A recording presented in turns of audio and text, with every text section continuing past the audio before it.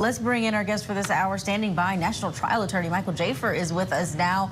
Michael, we've got this case where there is a bullet found in the victim's ribs. I think there's a possibility that she could have an interesting defense if she just said that he fell in, and maybe the prosecution says she pushed him. That might be something where there's a lot of reasonable doubt. But how is she going to explain away a bullet? It's going to be very fascinating. This is going to be the kind of case that a defense team needs about at minimum 6 months to prepare even their arguments. Now, so for example, a defense team is not necessarily required to, for example, bring up an alternate theory for who might have murdered him, right? But something in that arena is needed in this case, because we know that, I mean, what are they going to say? That the adult child that was living on another level of the barn killed him? I mean, this is a 10-acre barn, right? There's nobody who broke in and murdered this man, right? And we know that the bullet being lodged in his ribs is something that the defense team are going to have to contend with. How do they contend with it? And that's your question. It's going to be very interesting.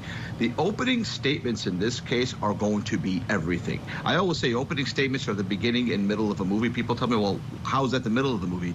The evidence is the middle of the movie. No, the opening statements are the beginning of the movie, because the prosecution, they give you their promises and what they want to prove in the case, and then the defense gives you their alternative theory. Some defense will say in their opening statements, you never thought about it that way, and when you heard the prosecutor give his statement, you didn't think about what I just said. So it's the middle of the movie, and then they have to fulfill the promises and lead up to the crescendo, which is the closing arguments.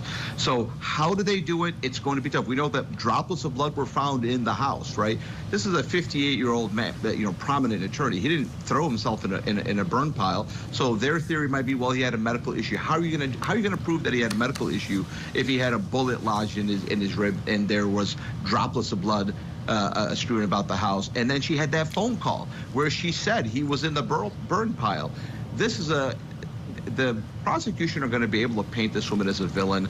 The defense's job is going to paint her not as a villain, but as some sort of a, I don't know, abused wife. I don't know what theory they're going to use, but it's going to be very interesting. And they're going to have to stick with it, and they're going to have to basically live with whatever they come up with, because we know that there's evidence to show that she had motive, and he was preventing her, he was precluding her from family money, giving it to his kids. He clearly hated this woman. They clearly hated one another. They lived with one another on different floors in their own barn.